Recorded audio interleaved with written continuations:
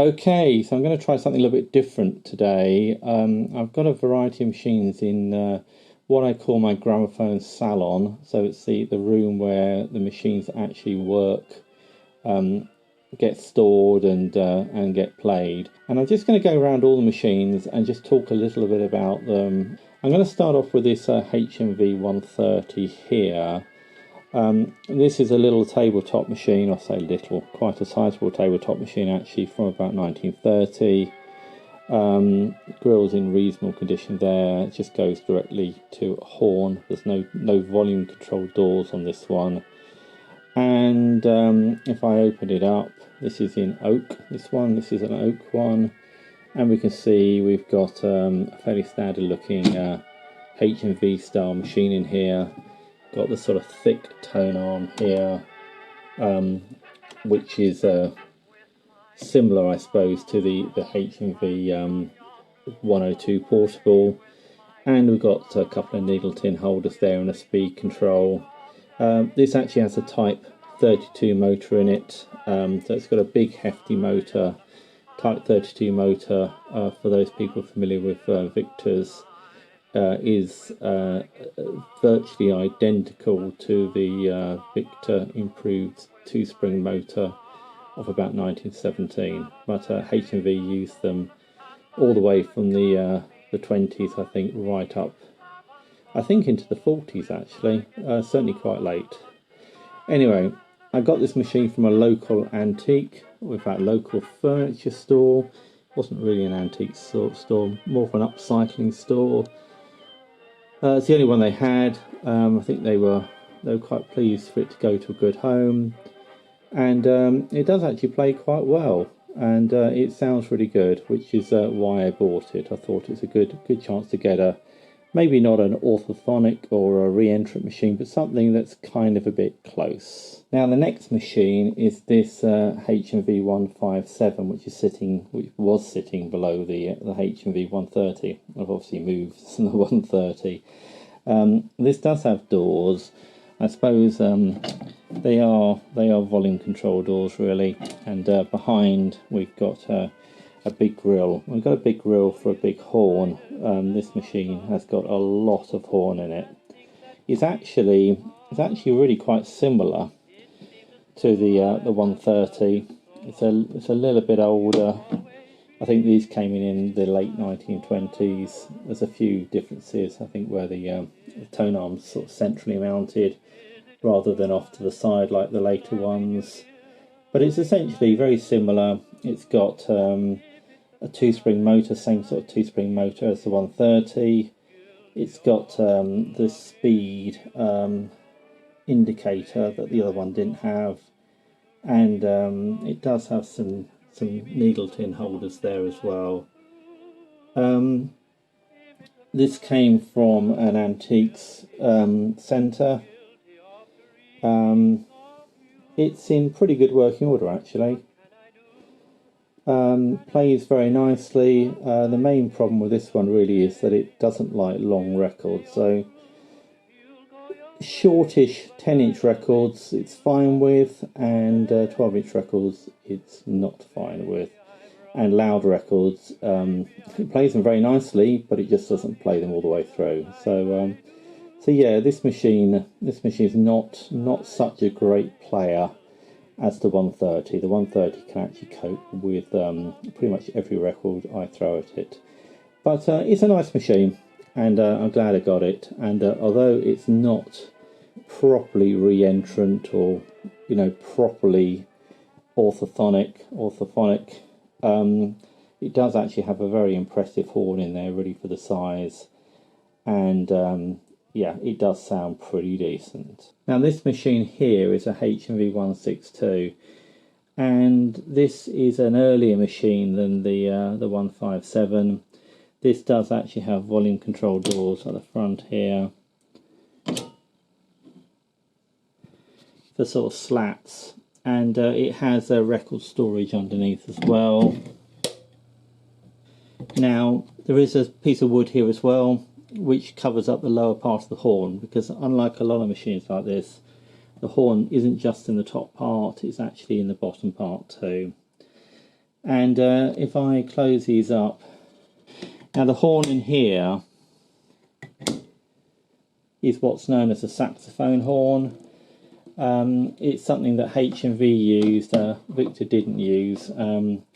I believe it's something that H&V used briefly, sort of 1925, 1926, maybe 1927, in order to try to avoid paying the license or the patent fees on the orthophonic or re-entrant horn. Re-entrant was a term H&V used for essentially an orthophonic horn. Get that right there. In terms of the inside, it's got the sort of thin tone arm. It's got a H&V number 4 on it, which this one actually is pot metal. I think might be completely pot metal. And this machine, interestingly enough, it's got the sort of H&V logo on it, which is sort of pre-1925 or 1925 and earlier, but it's a later machine. And the other odd thing about it is that the wood is neither mahogany nor oak, and those were the only two types of wood that it was made in. So the best theory I've heard is that this is actually a machine that was made up in India out of teak, and has come back to the UK. In terms of sort of internal functionality, it has a speed indicator there, like the 157, and it has the same motor. It has the Type 32 motor inside, and we've got some needle dishes and stuff at the back there, but nowhere to put a needle tin. So yeah, I mean, in some respects it's quite a basic machine, but this one actually plays quite well. Sounds okay. It doesn't sound as good as the 157 or the 130, but it's not bad. I do actually have another H&V 162 that is actually in mahogany, although it's been poorly refinished. But this is the one I actually have in my gramophone salon, and the one I actually use in this room. Okay, so this one here, this is my Selectophone horn machine. This is probably from about 1913, I think. It's got what's called a seamless horn, which is a bit of a laugh really, because there is a seam. There's only one seam. You'll see when I get to the next machine that they used to have a lot more seams. But anyway, that's a rather nice but very simple pressed horn. And the bass unit here says Selectophone. The actual mechanism, the motor, and all the other bits and pieces, I think, were made by Payard in Switzerland, and it's a sort of cheapy little machine, really. I mean, not now, but when it was new, it would have been a very cheap little machine, and it does work. It plays records. This is the original soundbox on it. In fact, let's just move this horn. I'll move the horn around. You can see the tone arm. It's got a gooseneck, articulated gooseneck tone arm at the back. It does have a Selectophone soundbox on it at the minute, just not the one that it should have. So you can get that in camera shot. It's not brilliant. The lighting's not brilliant. But the soundbox it came with is this one here that needs rebuilding. So it's got a little single spring Payard motor. It's quite noisy. I have made quite a few videos of this playing. But anyway, nice little machine, and that was another lucky little find in a local antique centre. Right, moving on from the Selectophone, we've got this Apollo external horn machine, which I think is slightly earlier. I mean, I guess this may be 1910. It's difficult to know, but I think it's slightly earlier because it's got the horn made out of petals, and it's also got, let's see if I can move the horn out of the way a bit. It's also got a tone arm, a non-articulated tone arm, so The Selectophone has an articulated tone arm and this one doesn't, and I think that's an earlier feature. Now it has, well, the sound box that's on it's not the right one. This is the right one here. This Apollo here. It's got a, well, it's a copy. Well, no, it's not a copy. It's a Thorin Sonata, which the Indian fakes are actually copies of. So it's not a bad little sound box, and it works quite well on this machine. So I've left it on, and this machine plays quite well, although it kind of looks different from the Selectophone. The parts I think are out the same factory. In fact, the wooden case might be from the same source for all I know. I'm not sure if the cases were made in the UK or whether the cases were made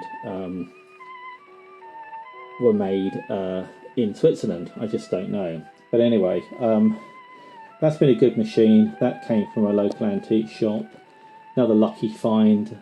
It's very unusual to find machines like this. I think I found 3 of these little Swiss, I mean cheapy as they would have been at the time, external horn machines, and I bought 2 of them. Third one was a lot more expensive for no apparent reason.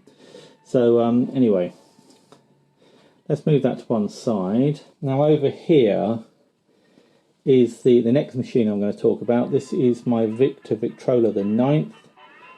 This is an American machine made by Victor Corporation of Camden, New Jersey. It shouldn't really be in the UK. There's no good reason for this being here that I can determine. They weren't sold in this country. I mean, there was no reason to sell them in this country. H&V made extremely similar machines. Maybe not quite when this machine was made. This is from 1916. But a little bit later, into the early 20s, H&V made a machine that looks virtually identical to this. And this one's in mahogany of some description. I ought to have mentioned that these 2 machines here are in oak, as far as I can tell. It has volume control doors, so I'll just open them up. And you can see in there. And it has a 2-spring, the original, let's say the original, the slightly earlier Victor 2-spring motor. So not the improved type, but the one before that. So let's close those doors up.